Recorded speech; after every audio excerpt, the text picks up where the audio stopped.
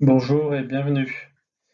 Petite parenthèse, je distribuerai à la fin un support reprenant les points clés, donc inutile de recopier frénétiquement tout ce qui est à l'écran.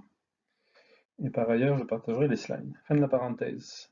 Euh, donc cette conf porte sur une posture positive en milieu toxique. C'est un retour d'expérience. C'est une première pour moi. Je vais vous dire comment j'ai réagi et fonctionné dans un environnement toxique que j'ai subi pendant 5 ans. J'espère que ça vous apportera quelque chose. C'est un retour d'expérience, donc c'est pas complètement générique. Euh, mais j'espère que ça vous parlera quand même, que c'est pas trop spécifique.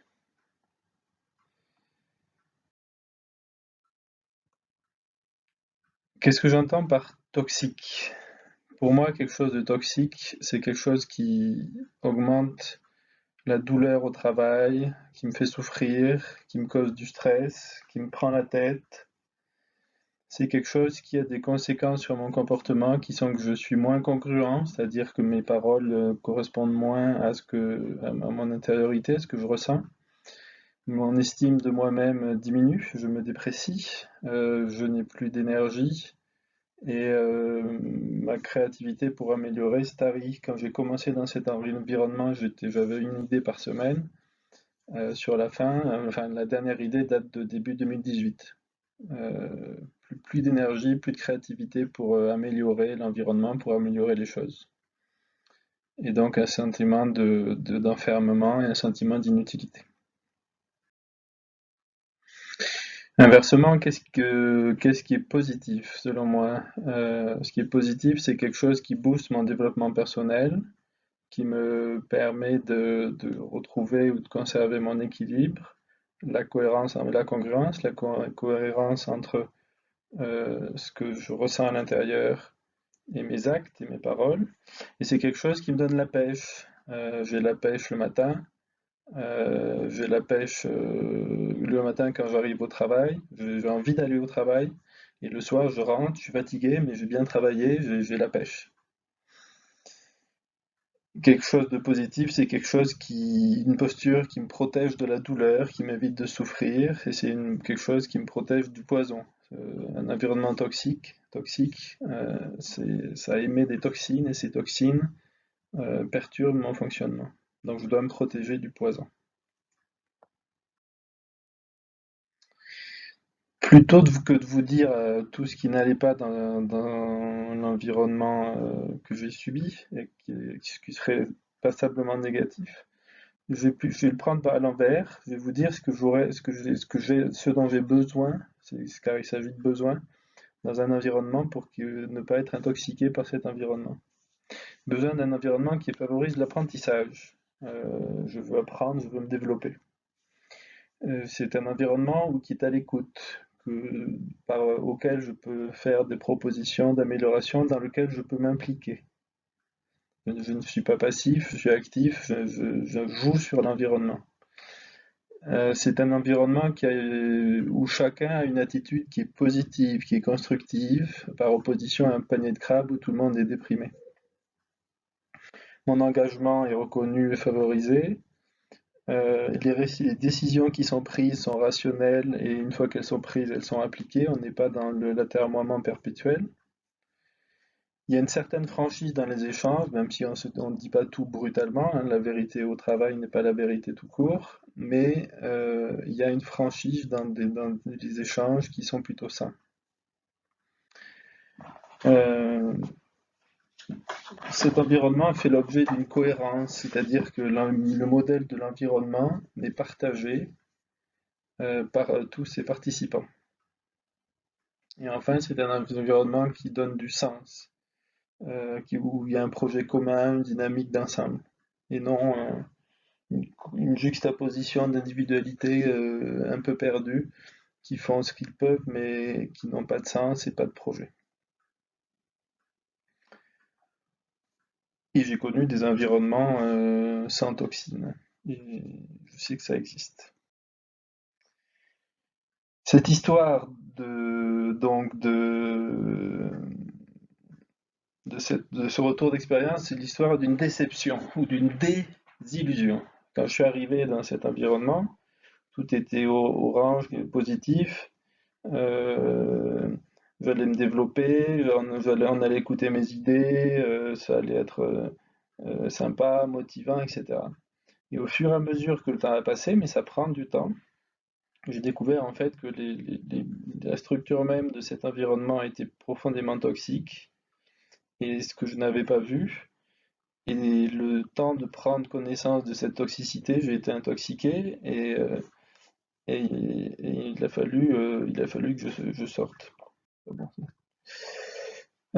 Que fait-on dans cet environnement toxique? On se protège de la toxicité, on se remet en forme, on retrouve ses marques et son équilibre. On peut aller jusqu'à exploiter cette expérience, à continuer à apprendre malgré la toxicité de l'environnement et surtout, on se prépare moralement à partir. Euh, Sur cet environnement, j'avais dit quand j'ai pris le poste exposé auquel j'étais que j'allais essayer de tenir 2 ans. Donc je me doutais bien que ce serait pas si simple que ça. J'ai tenu 3 ans et demi. On sous-estime la résistance qu'on peut avoir, mais ça n'est pas une raison pour rester dans un poste, dans une position, dans un environnement qui sont profondément toxiques.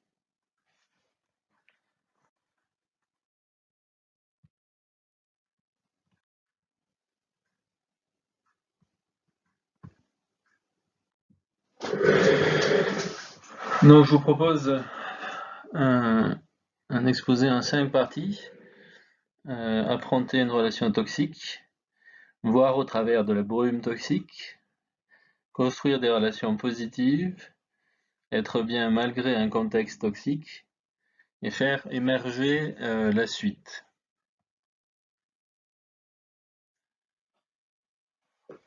Donc, affronter une relation toxique.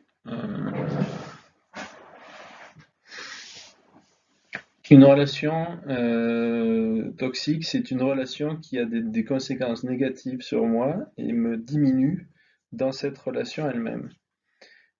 C'est le fait d'être persuadé que mon interlocuteur aura toujours le dernier mot, que ce que je dirai ne sera pas écouté, qu'il me fera avaler des couleuvres une fois de plus, ou qu'il va arriver à m'énerver.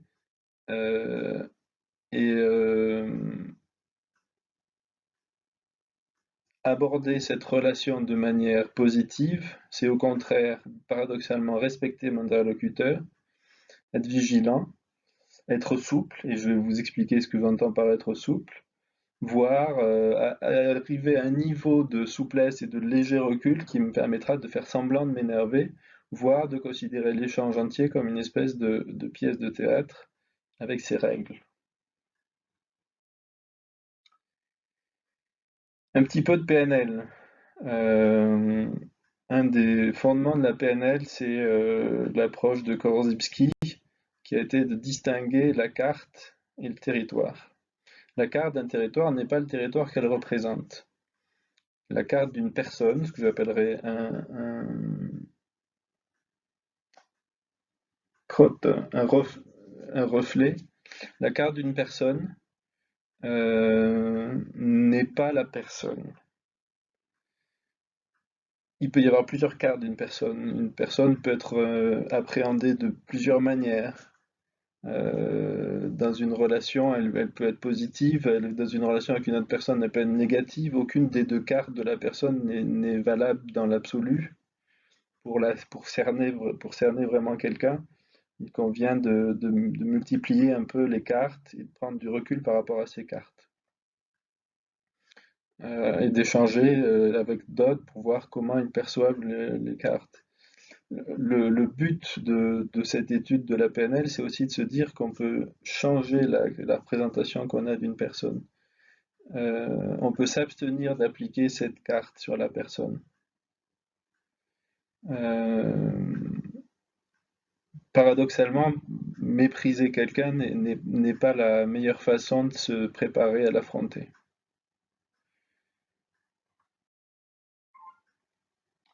Le zen va au-delà. Si je m'inspire un petit peu du zen, du point de vue du zen, toutes les cartes sont fausses. Toutes les cartes sont une construction mentale, des synthèses d'expériences qui ont été vécues, mais rien n'existe dans l'absolu, il n'y a pas de carte dans l'absolu.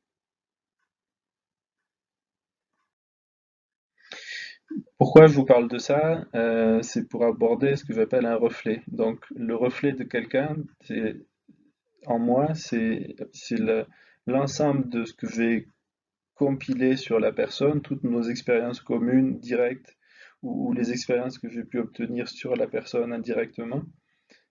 Et donc, c'est ce que la personne est en moi, représente en moi, ce qui bouge en moi quand j'interagis avec la personne ou quand je passe à la personne. Ce qu'il faut bien se dire, c'est que ce reflet de la personne en moi n'est pas la personne. La personne, et en tout cas, n'est pas ce que pense la personne d'elle-même. Et donc, on se retrouve avec un gap entre ce que je pense de cet individu et la façon avec laquelle il se pense. Et si dans nos échanges, je laisse percevoir ce que je pense de lui, qui n'est pas la façon avec laquelle il se perçoit, on va au conflit.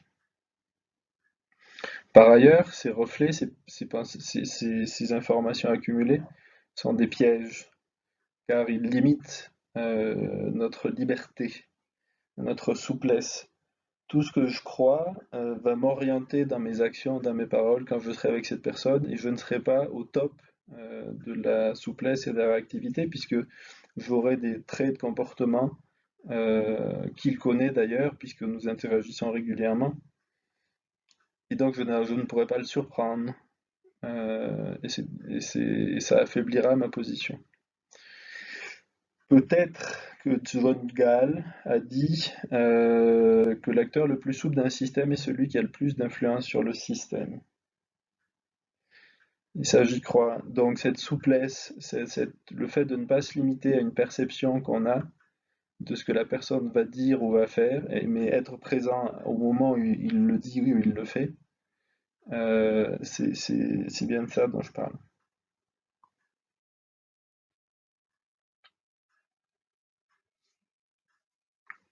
Armé de ces notions, dans l'échange, je vais être profondément disponible. Je vais être présent, je ne passerai pas à autre chose. Totalement présent. Je vais ouvrir mes yeux et mes oreilles. Je vais voir comment il se pose, la façon avec laquelle il parle. Et je vais être à l'affût du moindre signe. Je vais être vigilant.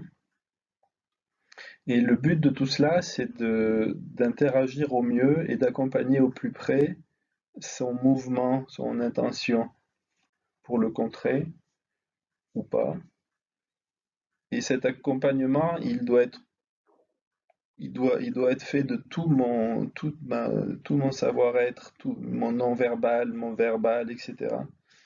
Et donc cet accompagnement, il est partiellement inconscient. Je suis plus naturel quand je me laisse être, plutôt que quand je pense à ce que je dois être ou dire ou faire. Et une fois que l'échange a lieu, je revois mes cartes. Je, je compare ce qui s'est passé à ce que j'aurais imaginé qui se passe, etc. Mais cette comparaison, je la fais après l'échange. C'est un peu comme de monter sur un tatami pour pratiquer l'aïkido. Il y a avant la pratique, et pendant la pratique, et après la pratique. Pendant la pratique, on est entièrement ce qu'on fait, on ne pense pas à ce qu'on doit faire, on fait. Et c'est après qu'on se pose pour revenir en arrière et se demander ce qui a été fait, et ce qu'il faut en tirer comme conclusion et ce qu'il faut améliorer. Donc, je me méfie de mes scénarios anticipés. Je me méfie de mes cartes mentales ou de mon reflet rigide. Et je me méfie de mes émotions négatives parce qu'elles me rendent manipulable. Si je le méprise, ça lui donnera un point d'appui pour me manipuler.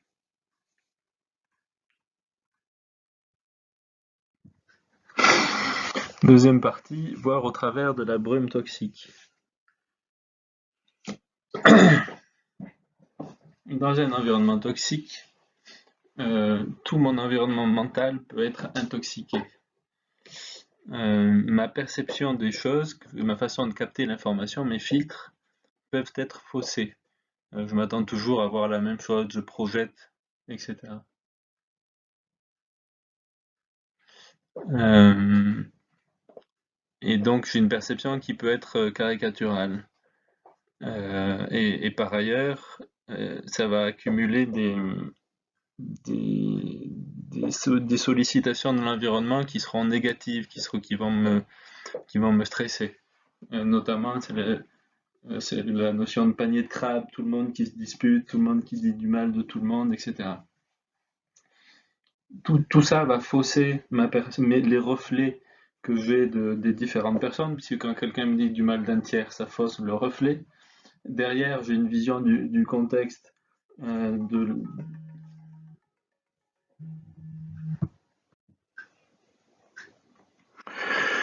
et donc, tout ceci perturbe ma vision de mon environnement, du contexte, et, euh, et fausse mon comportement, ce qui fait que je me deviens un crabe comme les autres crabes. Et peu à peu, je perds de vue ce qui faisait mes valeurs et l'estime de moi, le fait d'être aligné avec mes valeurs et ce que je trouvais bien et positif. Et je me laisse entraîner dans des actions elles-mêmes toxiques. Et je deviens un agent toxique de cet environnement.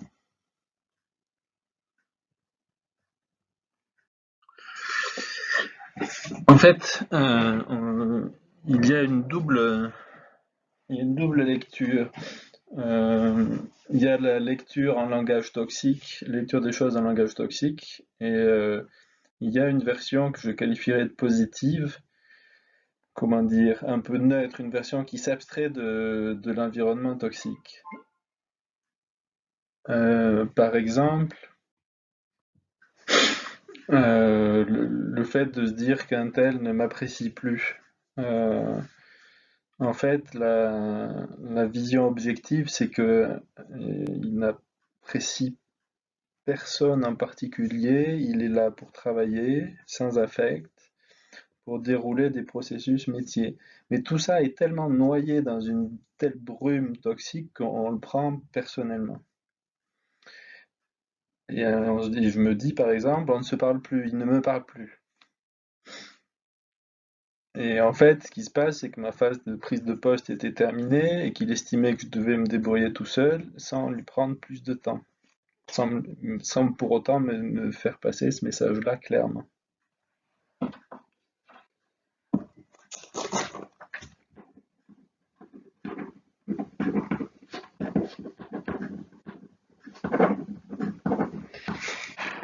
Il dit du mal de moi, ça donc c'est une forme de rancune, hein, c'est une intériorisation d'un ressentiment.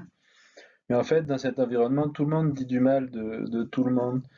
Donc il ne faut pas forcément y accorder d'importance et de surcroît, essayer de ne pas faire de même et de dire du mal des gens, rester positif et intègre. Après, si je regarde la fin surtout la fin de mon séjour dans cet environnement, j'ai pu prendre des bonnes actions, des actions saines pour des raisons, enfin, pour une formulation qui était toxique. Par exemple, je m'amusais à le surprendre pour le rendre dingue. Alors qu'il y a un fond positif là-dedans qui est de ne plus m'inscrire dans sa logique à lui, mais de faire émerger ma propre logique, mes propres besoins, ce qui me paraît normal et sain. Par ailleurs,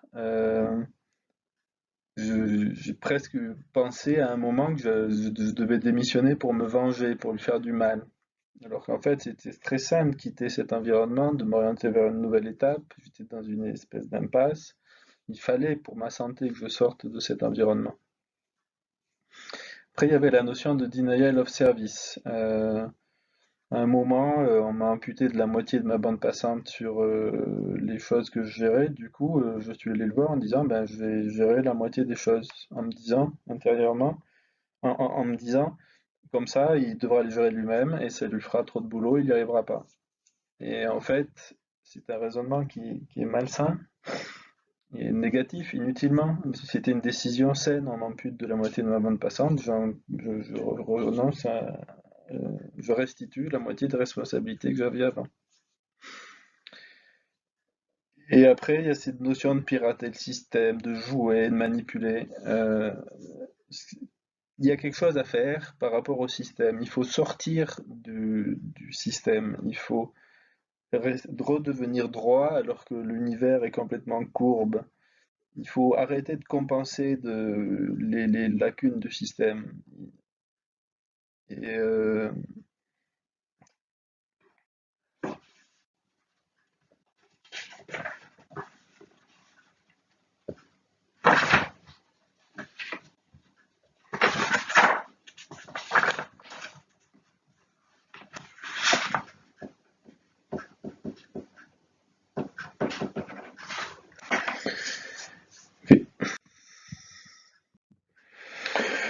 construire des relations positives. Quand on est intoxiqué, on se sent seul.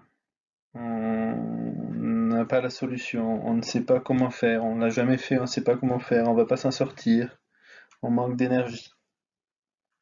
Pourtant, il faut se dire que d'autres ont pu connaître des situations similaires, d'autres peuvent m'éclairer ou me soutenir, euh, et on n'est pas seul. On se sent seul, mais on n'est pas forcément seul. Je vais prendre deux exemples. Les mentors. Euh, il m'arrive très souvent de solliciter l'aide de personnes dont je respecte l'expérience de mentors, euh, de la manière suivante. Je leur demande de l'aide ou je leur pose une question de manière polie, avec du respect et une curiosité affichée pour ce qu'ils vont me dire. Et en échange de ça, ils me donnent du sens, un point de vue plus large et une aide qui n'a pas de prix. Je vais prendre deux exemples. Premier exemple, j'ai pu avoir des entretiens longs, 1 heure, 1 heure et demie, avec deux coachs professionnels, parce que j'envisageais cette voie pour la suite de ma carrière et je voulais savoir un peu comment ça se passait, ce que ça impliquait, etc. Et donc, de manière parfaitement gratuite, ils m'ont reçu et ils m'ont dit ce que c'était et on a échangé et j'ai pu valider mes théories sur ce que c'était, etc.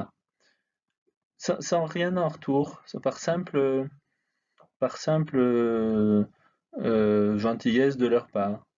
Peut-être qu'un jour j'aurai besoin d'un coach professionnel pour une mission et je ferai appel à eux, mais donc simplement en se mettant face à quelqu'un, en lui disant j'admire la vie que tu as et le,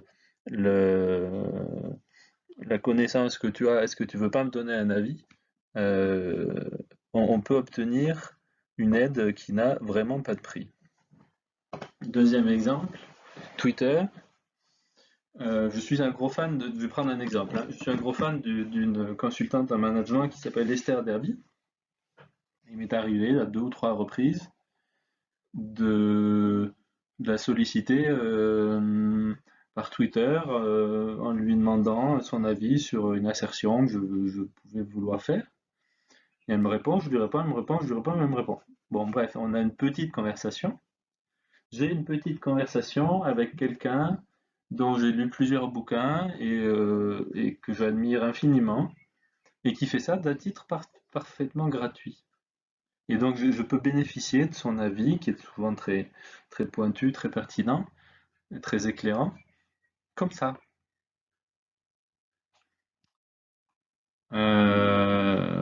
Et des mentors, j'en ai sollicité un grand nombre, et souvent avec de l'aide. Ensuite, le CSPF, le club de soutien de Pierre Fauvel. C'est des relations un peu différentes, un peu plus symétriques, avec de la gentillesse, avec une certaine impudeur de ma part. Quand j'ai un problème, je sollicite un membre du CSPF et je lui dis de but en blanc que je suis en difficulté, il n'y a pas il n'y a pas de réserve dans ma façon de dire ce qui se passe. C'est des gens à qui j'ai envoyé l'ascenseur plein de fois, qui me le renvoie plein de fois, et il n'y a pas de comptabilité. C'est quelque chose qui est très naturel. Et par contre, il y a des gens qui sont nombreux parce que faut pas que tout repose toujours sur le même. Donc ce groupe-là qui m'entoure m'apporte beaucoup d'aide, de l'énergie, un peu de recul, mais surtout une oreille à qui formuler ma problématique et mon approche, et, euh, et en tirer un regard un peu critique. Exemple, cette conférence, je l'ai révisée devant deux membres du CSPF, et ils m'ont aidé à la sortir, à en accoucher, et surtout à sortir les éléments trop négatifs, trop toxiques, le poison qui restait et qui perturbait ce bon écoulement de cette conférence.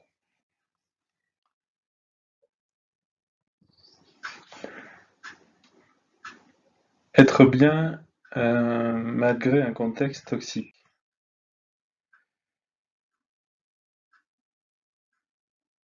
Je suis stressé. Mon esprit, cet environnement toxique me stresse, me prend la tête. Mon esprit n'est pas libre.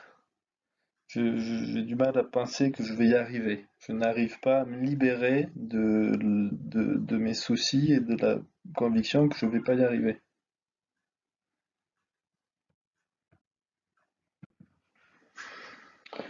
Je n'arrive pas à prendre du recul, je n'arrive pas à sortir de la brume. Pourtant, il est possible d'avoir une posture positive qui protège mon esprit euh, de, de la toxicité. Je vais prendre quelques pistes. La méditation en pleine conscience. Quand on est pleinement conscient, on est présent, on est là à ce qu'on fait à l'instant présent. On n'est pas là à ce qu'on n'est pas en train de faire. Quand j'épluche des patates, j'épluche des patates. Je pense pas à ma journée de demain, je pense à éplucher des patates. Et forcément, la pensée restant plus présente, on s'ouvre à d'autres choses, on s'ouvre aux sens. Et par exemple, quand je rentre le soir, je descends du bus et je dois monter pour rejoindre ma maison. Maintenant, le soir, je vois le soleil couchant, je sens le vent sur ma peau, je sens l'odeur des massifs de fleurs. Avant, je ne le sentais pas, avant, je pensais à la journée du lendemain. Donc, on est présent et on est ouvert à tous les signaux qu'on reçoit en étant présent. Et si des pensées perturbatrices d'anxiété ou de mauvaises anticipations viennent, eh bien elles viennent et elles repartent parce que je ne les retiens pas. Je suis là à ce que je fais. Et avec cette discipline-là, j'ai fait des progrès pour protéger mes soirées et mes week-ends de la toxicité d'un environnement trop prenant, trop intrusif. Autre outil, le Trello du soir. Quand je rentre chez moi, dans le train, j'ouvre mon Trello. Trello, c'est un outil qui permet de gérer un tableau de post-it. Donc il y a un certain nombre de colonnes on peut rajouter ou modifier, déplacer les colonnes. Et dans chaque colonne, on peut mettre des post-it. Donc j'ouvre mon Trello du soir et je trie tous mes sujets du moment. Je les mets dans les bonnes colonnes, j'en rajoute, j'en enlève, je les découpe. Je dis ce que je peux faire tout de suite, ce qui doit attendre, je dis ce qui est pourquoi j'attends juste une confirmation, etc. Je les priorise. Et donc, j'organise implicitement mon travail du lendemain. Tout est rangé, tout ce qui est à faire est rangé. Ma journée du lendemain est prête.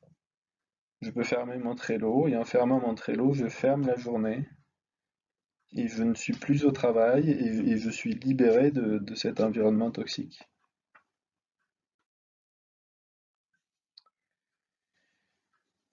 J'ai mis là quelques phrases sur la motivation. La motivation vient de l'intérieur. En fait, c'est un peu bourrin, mais l'idée c'est je suis motivé, je suis intrinsèquement motivé. Si je suis dans un environnement qui diminue ma motivation, c'est pas possible. Je suis intrinsèquement motivé, donc je pars.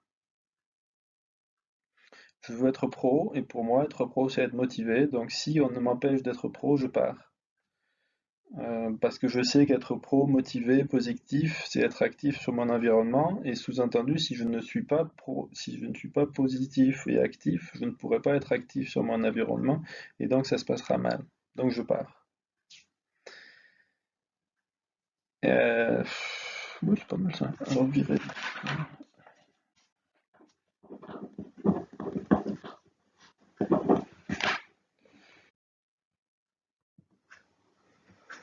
Faire émerger la suite. Donc on est sur un environnement toxique et on a convenu ensemble que de toute façon il fallait le quitter. Le problème c'est que quand l'environnement est toxique, on ne sait pas si on vaut quelque chose. Peut-être que je ne vaux rien, peut-être que je ne pourrai jamais partir, que je vais rester médiocre, que je suis un imposteur, que si je pars je vais me planter. Euh, et en plus, je ne sais pas vraiment où je peux aller, où je pourrais aller, ce que je pourrais vouloir. Il est possible de se mettre dans un état d'esprit où on se rend compte que son parcours intéresse du monde et qu'il est possible de faire émerger un profil et un projet et retrouver une estime de soi. J'aime beaucoup cette notion de faire émerger, c'est-à-dire je m'assieds pas devant une feuille de papier en écrivant mon profil.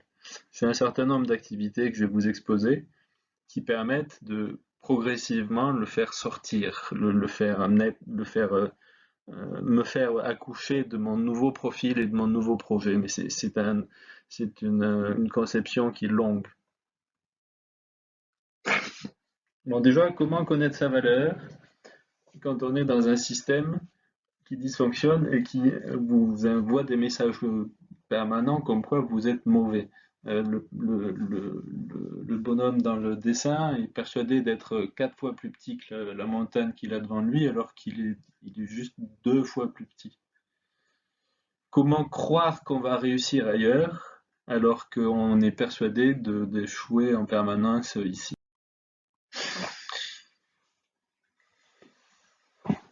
C'est une des choses que j'ai faites, avant même d'avoir pris la décision de partir, c'est de faire semblant de partir. Alors, j'ai commencé par postuler auprès d'une grande société de services qui est localisée à un endroit incompatible avec mes contraintes, ce qui fait que je savais que je n'irais pas, même si quand bien même ils me prenaient. Et donc j'ai pris mon CV, je l'ai retouché. Ce CV que j'avais retouché pendant des mois et des mois, donc j'en ai pris un, j'en ai figé un, j'ai postulé, j'ai préparé l'entretien, j'ai fait un entretien auquel la réponse était négative d'ailleurs. Et ça, c'est pas négatif en soi, parce qu'il y avait quelque chose de très positif, c'est que un des personnes qui m'a interviewé, on avait un ami commun, et à ce titre, il a pris le temps de me débriefer en me disant, mais voilà pourquoi on vous prend pas. Donc j'ai eu droit à une demi-heure de coaching gratuit sur ma façon de me présenter un entretien par quelqu'un de très légitime, puisque c'est quelqu'un qui m'avait reçu un entretien. Rien que ça valait bien la peine. Et puis en contrepartie, pendant l'échange, je leur ai donné des pointeurs, des idées, etc. Donc ils n'ont pas non plus perdu leur temps. Deuxième exemple, j'ai pris un des cabinets de conseil les plus connus et j'ai postulé. J'ai découvert qu'ils recherchaient un coach agile et j'ai postulé. Et c'est un cabinet de conseil qui voit même une vidéo pour vous expliquer voilà comment il faut vous comporter pendant l'entretien, il faut vous mettre en avant, il faut avoir la pêche, il faut être clair, etc. Donc c'est quelque chose qui tirait pas mal vers le haut. Il fallait y aller pour que ça ait un sens. Et je voulais jouer avec ce recrutement-là, qui n'était pas exclu a priori, celui-ci. Et donc j'y suis allé à fond. Mais il y a une projection positive en entretien, je dégageais beaucoup d'énergie et de motivation. Et j'ai vu les entretiens qui s'enchaînaient, donc j'en ai passé 4. Bon, et là on est abouti à nouveau au même problème, à savoir un déplacement à temps plein, 5 jours sur 5, tout le temps. Donc c'était un bloqueur, mais j'en étais à rencontrer les associés. Et toute cette démarche, ça m'a obligé à refaire mon CV, à mettre en avant ce que je veux garder, ce que je peux ne pas évoquer trop du passé. Comment je structure, quels sont mes points forts, quels éléments de présentation je peux avoir, euh, quelles expériences sont les plus favorables, les plus faciles à raconter. Et puis indirectement, qu'est-ce que j'ai fait de bien? Ce que je peux raconter, c'est ce que j'ai fait de bien. Qu'est-ce que j'ai fait de bien? Et se rendre compte que parmi mon cursus, j'ai fait plein de choses bien. Et donc retrouver un peu cette estime de moi-même.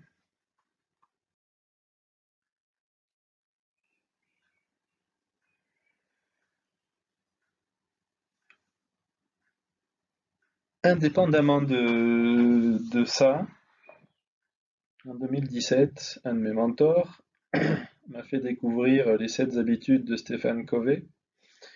Et j'ai bien accroché notamment sur la deuxième habitude, commencer par la fin. Et c'est quelque chose que j'ai appliqué. Donc défini un but, un peu flou, mais j'ai quand même défini un but. Je voulais faire du coaching de manager ou être manager, je savais pas trop. Mais bon, il y avait coaching, accompagnement, conseil et management. À partir de ce but, en déduire des objectifs d'apprentissage. Ben, mon savoir-être pour parler au manager, CF, l'entretien dont je vous parlais. Euh, Ça pouvait être fréquenter des managers à n'importe quelle occasion. Ça pouvait être m'améliorer sur le commerce parce que les consultants se vendent eux-mêmes, etc. Donc j'ai identifié un certain nombre d'objectifs d'apprentissage. Je les ai imprimés sur une feuille de papier qui était au mur chez moi, dans mon bureau. Et ces objectifs sont ancrés de manière inconsciente des filtres pour les expériences que je vivais. Et quand je croisais un manager, mes yeux et mes oreilles s'ouvraient grand ouverts et j'étais parfaitement présent et impliqué parce que je voulais travailler cette relation, etc. Donc on part du but qui est flou et de la fin donc, et on en déduit des éléments sur le chemin. Et on peut apprendre même dans un environnement toxique. Euh, L'idée, c'est bien ça, c'est de d'ouvrir sa capacité à apprendre malgré un environnement qui a tendance à la fermer. Après,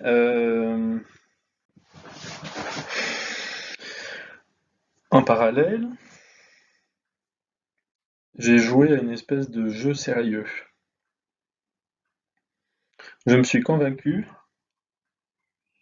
enfin je me suis fait croire plutôt, que j'allais monter une offre de coaching, une entité qui allait s'appeler le Dojo du Phénix Bleu. Et j'ai rédigé cette offre, j'ai construit un site web du Dojo du Phénix Bleu, j'ai acheté un logo que vous voyez, j'ai travaillé, j'ai itéré, je me suis dit comment ça allait être perçu, je l'ai fait lire à des gens pour avoir des retours, etc.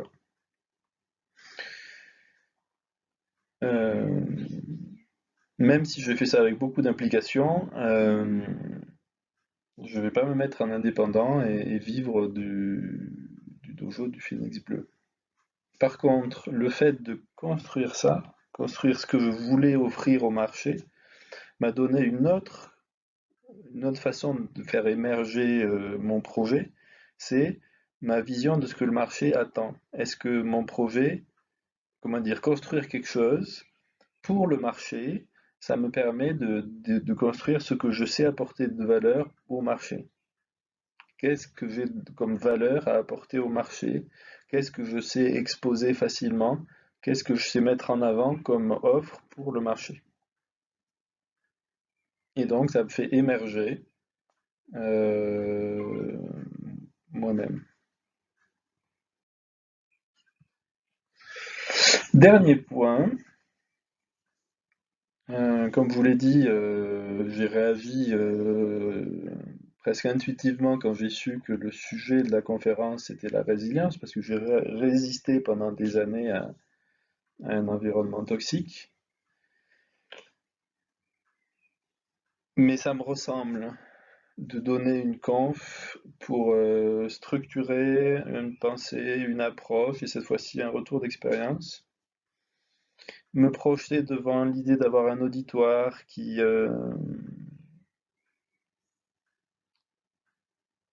un auditoire réel, intéressé, intelligent, un auditoire à qui il faut présenter les choses clairement, enlever certains détails, avancer, organiser, classer, structurer pour que ça parle. Et tout ça, avec l'aide du CSPF, comme je vous l'ai dit, tout ça, ça me permet de prendre du recul sur cette période. Cette période est terminée. Euh,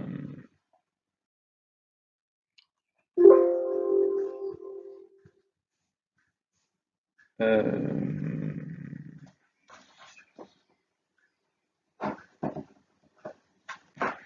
cette période est terminée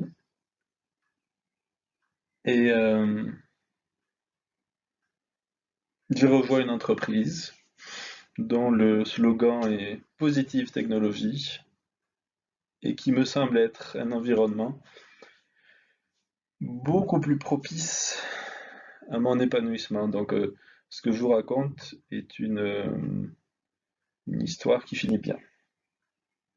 Donc, en résumé, évitez la pensée toxique, méfiez-vous des interprétations toxiques, ne rentrez pas dans le jeu toxique. Soyez positif ou soyez dans un environnement qui vous permet d'être positif ou évacuez. Inspirez-vous de la PNL et du zen avec cette approche très inconsciente des interactions, libérée d'une pensée consciente et d'un modèle figé. Entourez-vous de mentors, fondez des clubs de soutien, n'ayez pas de complexe. Travaillez la sérénité de votre conscience, votre présence, à ce que vous faites, notamment à votre vie de famille. Euh, Cloisonner, le travail c'est le travail, la vie de famille c'est la vie de famille. Trouver des outils psychologiques ou euh, spirituels pour épurer votre conscience. Dans tous les cas, apprenez toujours, continuez d'apprendre, ouvrez-vous à ce que vous voulez apprendre, déterminez ce que vous voulez apprendre en partant de la fin.